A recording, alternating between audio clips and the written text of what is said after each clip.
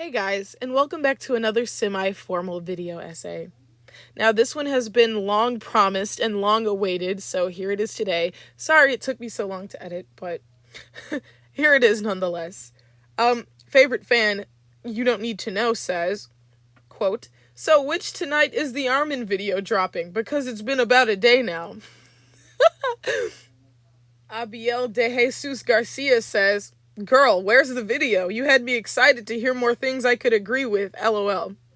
And David Podrasky says, "Show Armin no mercy." For Eldia. All of you friends have been waiting for this video, and I bring it to you here today.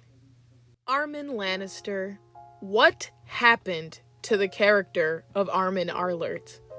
So if you've been watching my channel for a while, you're familiar with the video, Aeron Targaryen.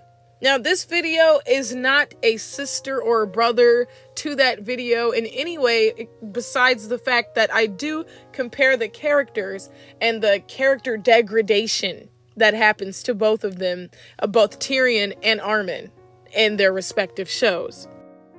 We have two characters who are set up as the, quote, wise guy in the show. They tell the audience things that the audience doesn't know. They reveal things to the audience because they're the, quote, wise character. They're the smart, clever character that figures things out.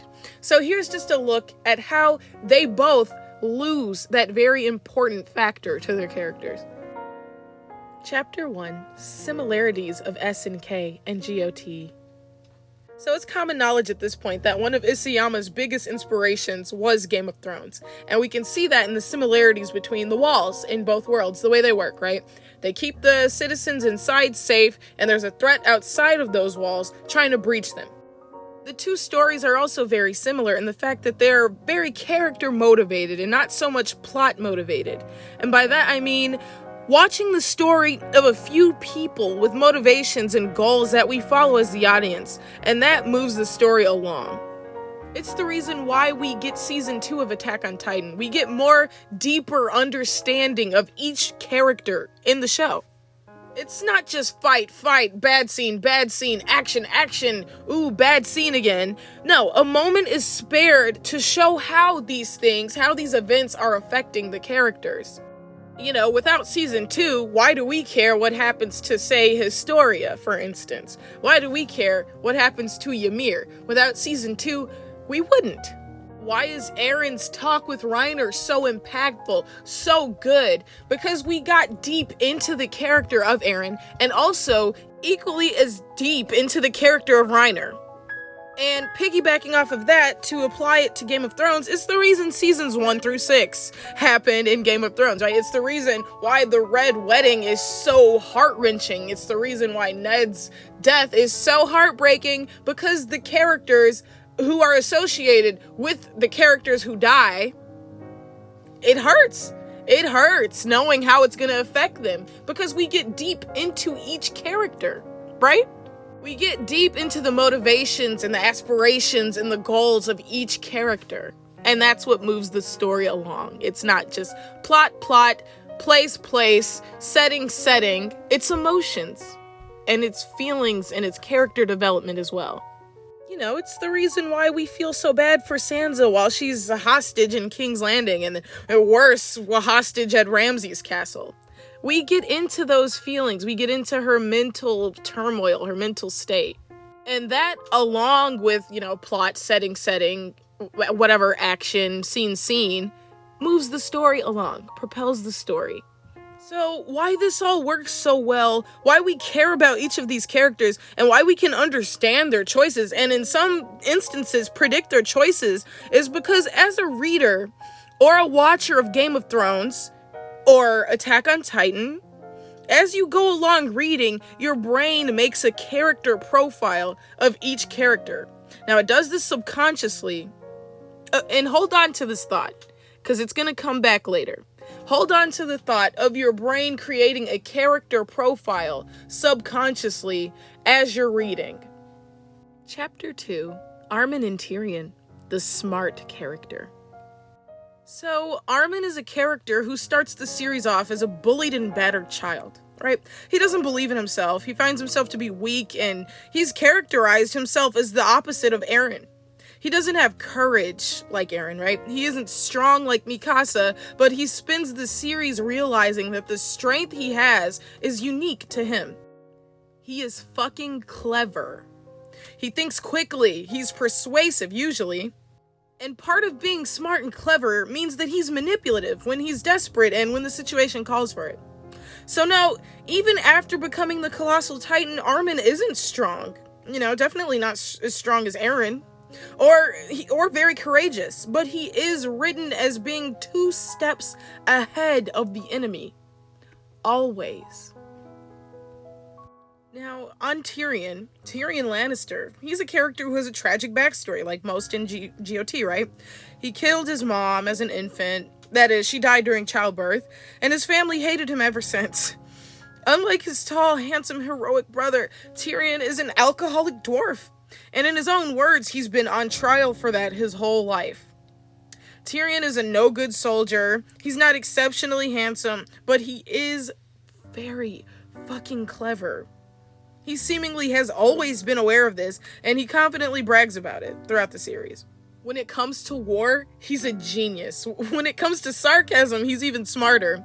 He saves King's Landing from Stannis Baratheon, his freaking siege on the castle or whatever. He talks his way out of death many times and talks his way into Daenerys' heart. He earns her trust and becomes her hand, the hand of the queen. So quite obviously, these are both characters who are lacking in some regard, right? Armin's weak, Tyrion's weak, and he's a dwarf. Armin's not very brave or courageous. So their character point centers around them both being smart. Both figuring things out, both thinking on their toes, thinking on their heads. That is what their character centers around. They're the person in the story who figures things out. At least they are until they aren't. Chapter 3. What went wrong with Tyrion? How? How could the clever war brain who saved King's Landing while it was under siege allow Daenerys to kind of forget about the Iron Fleet? How does that happen? She lost a dragon because of that. How does that happen? How could he not devise any kind of rescue plan for Missandei? Or Jon Snow? To bring a White Walker to Cersei? How was that idea even approved of by him? Bringing a White Walker to Cersei? Why? How was there no backup plan to saving Jon Snow that didn't involve Daenerys using another dragon? And he obviously had some negative thoughts about Daenerys and Jon Snow hooking up. So then why does he not say anything?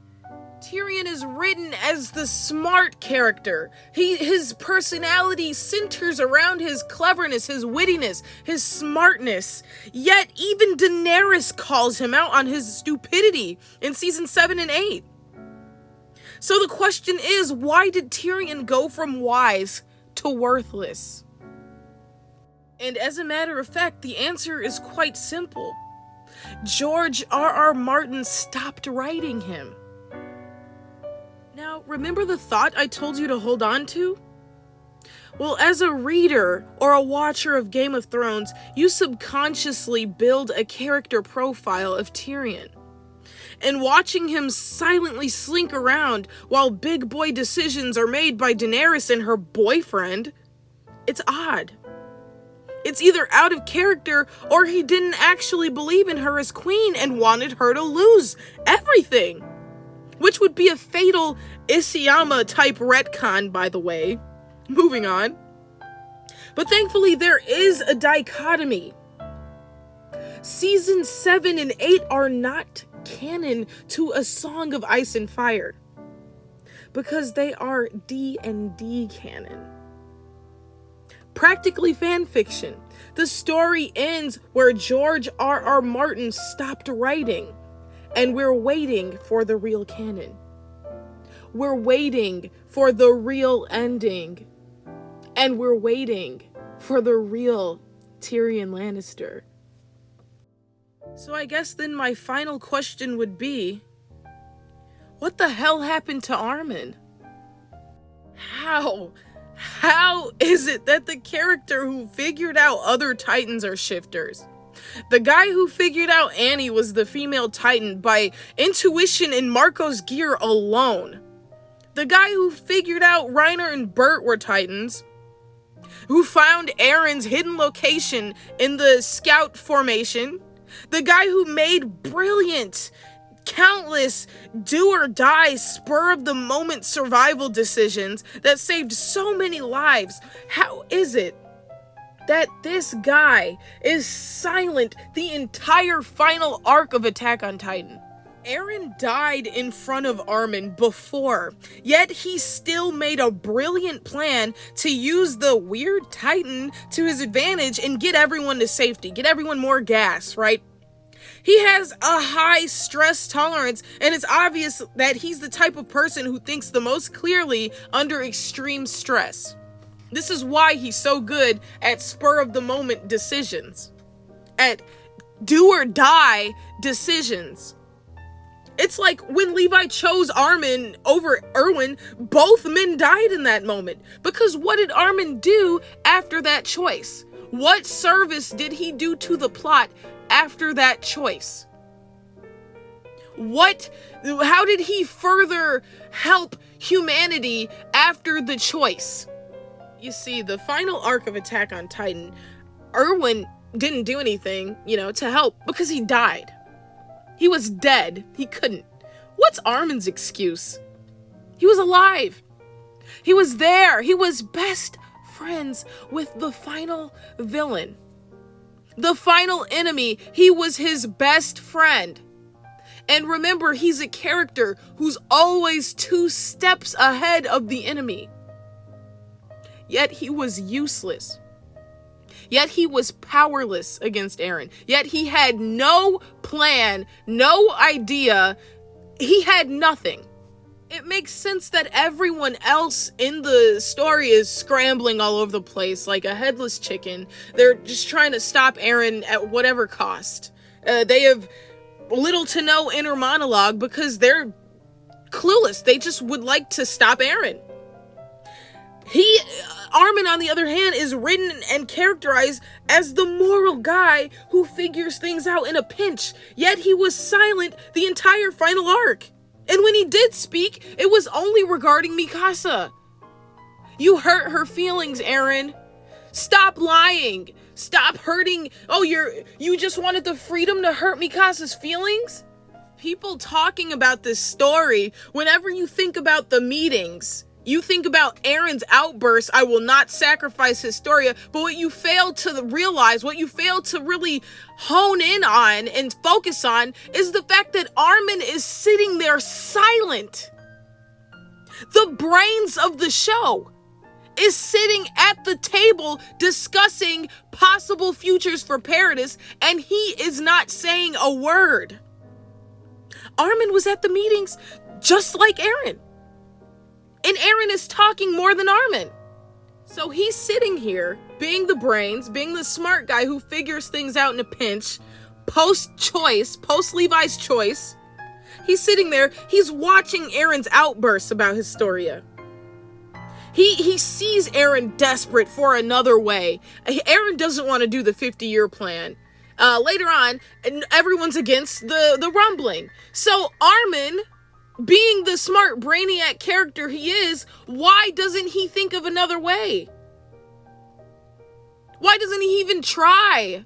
It doesn't seem like he even tries. Where was any suggestion? Any? He didn't speak even once, and he used to. At the Survey Corps meetings, Armin used to be the main one talking, and it would be Eren and Mikasa just sitting there with their hands folded like, what? It just makes me want to ask, why was Armin so desperate to talk to Eren? He had nothing to say. When given the opportunity to speak, he decides to attempt to fight him instead. I mean, I get it. He hurt Mikasa's feelings, but the goal of talking to Eren was figuring out if he was being controlled by Zeke or not, figuring out what Eren planned to do, figuring out literally anything, talking to your friend. But no, a fight ensues and it's over. And that's the last time they meet each other before Doomsday. It doesn't take a brainiac to figure out that, hey, this might be the last time I see him. He's acting irrationally. Let me hear all of it, everything he has to say. It hurts, it's uncool, but I need to hear it and figure out how to do anything beyond this point. Yet he does not do that. And just like Saint Chief says, he becomes a hypocrite and he decides to get physical with Eren instead of figuring anything out. In that moment, the smart, quote, heavy quotes, character in the series should focus on the mission, seeing what the hell is going on with Eren. He fails to do so. He fails to create a plan to counter the 50-year plan. He fails to create a plan to counter the rumbling. So what is it that he does post Levi's choice? So what we're left with is a choice. He either fights Eren's rumbling, knowing it would be the end of Paradis, or he fights Eren's rumbling, not knowing it would be the end of Paradis. And both make no sense. He inherited Bert's Titan, so he witnessed Marleyan hatred. He heard Eren's speech in Paths, so he knows the hatred would never end, so their only chance for survival is obviously the rumbling. And it doesn't even take a brainiac to figure that out. So, my smart character in the story, did he fight Eren's rumbling knowing it would be the end of Paradis? Ending the rumbling would be the end of Paradis? Did he fight the rumbling knowing that? Or did he not know? Was he naive? Which one is it? Which stupid is Armin? Is he stupid selfish or stupid goofy? Assuming chapter 139 is canon, right? He can't even convince Eren, who doesn't know why he's rumbling, to stop. Really think about that. Here's this persuasive character, right? He talks people out of killing people all the time. And he can't even convince his best friend, who's stupid, chapter 139 says, who doesn't even know why he's doing what it is he's doing. He can't convince a person like that to stop. And then the thank you for being a mass murderer, Isayama says that it was to be closer to Eren in his final moments or something, or to show that he's in it, I guess. He's in with the rumbling, yay, with the 80% rumbling that he knows won't work because he's the smart character. So it's thank you for being a mass murderer, which originally it was going to be thank you for slaughtering all of humanity for us. Which, what?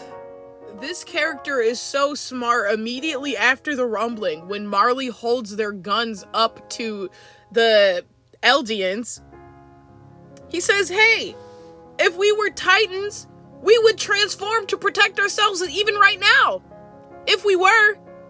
He's so smart. He uses a false dichotomy to convince these racist people not to kill them. And because they're stupid, because Isayama needed to end the manga already, it works.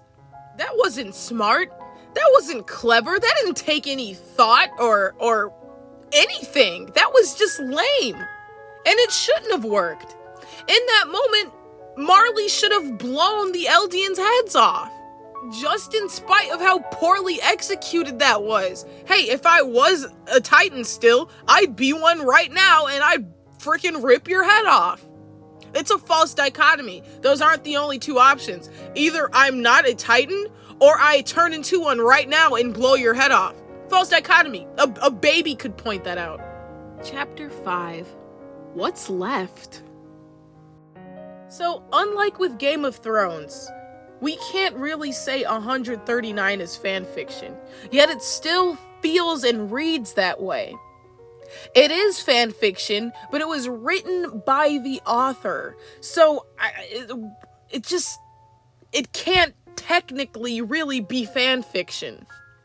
Unlike with Game of Thrones, we can't sit in solace with the fact that the real ending is coming. We can't sit here with I'm not satisfied, but I'll just wait it out. We can't do this because this came straight from the horse's mouth. This is the same author. It's just something happened here. Something that isn't quite right. By now, I suspect that it's obvious to the entire fandom that a lot of retconning happened with the ending of this series. Chapter 139 really retcons pretty much all of the characters. And just for a little evidence, I know this is another video entirely. If nothing was retconned, what's the point of freaking Floke and the rest of the people on Paradis, the Aegis, trying to keep the Survey Corps on Paradis Island while Aaron's conducting the rumbling? If the 100% rumbling was never the plan, why are they going to the lengths trying to kill people, literally killing people, to keep the Survey Corps on Paradis Island if no retconning happened here? I was watching Odin's video. Hi Odin, love you, love your work. It's unrelated, but why, if the Lelouch was the intended ending the entire time, did Aaron bring everyone into paths? Did he intend to leave Paradis Island as a Naziist fascist regime? Was that his goal too?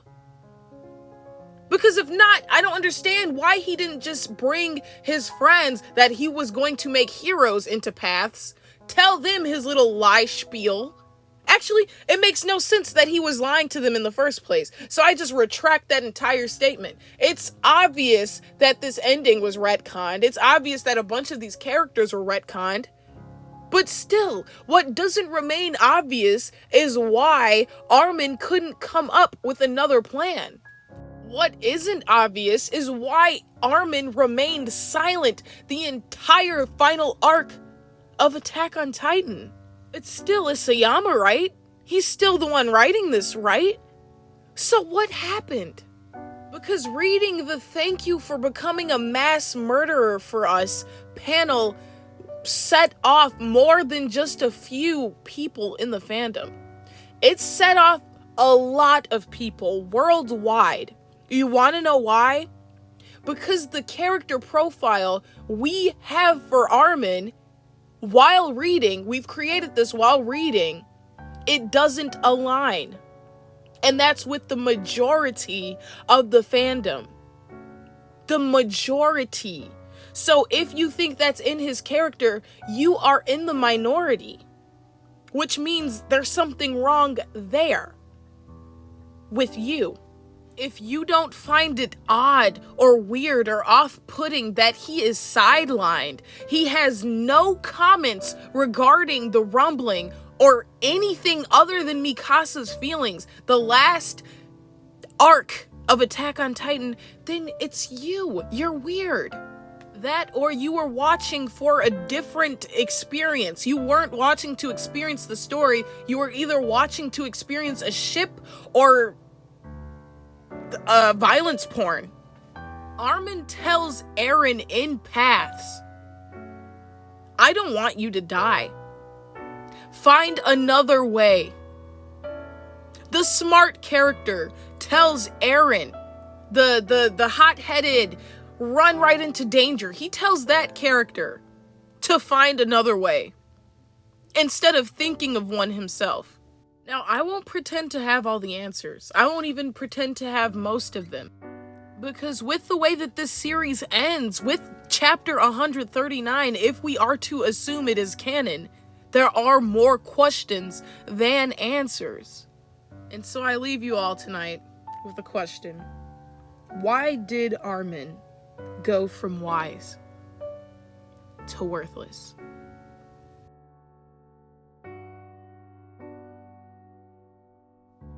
And that's the video, guys. Sorry it is late. Thank you guys for calling me out, because honestly, I would have put it off another couple days if you guys weren't on me. So thank you guys so much for calling me out, telling me, hey, you promised us a video, can we get it? So here it is. since I didn't realize you guys cared so much, so since you do, now I know that I'll just freaking be on it from now on. I'll, have all my videos out, and I'm gonna crank out my next Attack on Titan video sometime sooner rather than later. So yeah, just go ahead and make sure you're subscribed. Make sure you like the video and, hit the bell or whatever and all that other stuff, so you don't miss when I upload.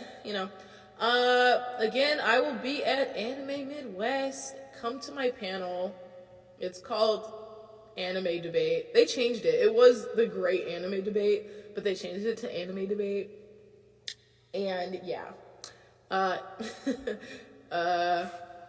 We're at 25 minutes. I'm gonna end it here. Bye.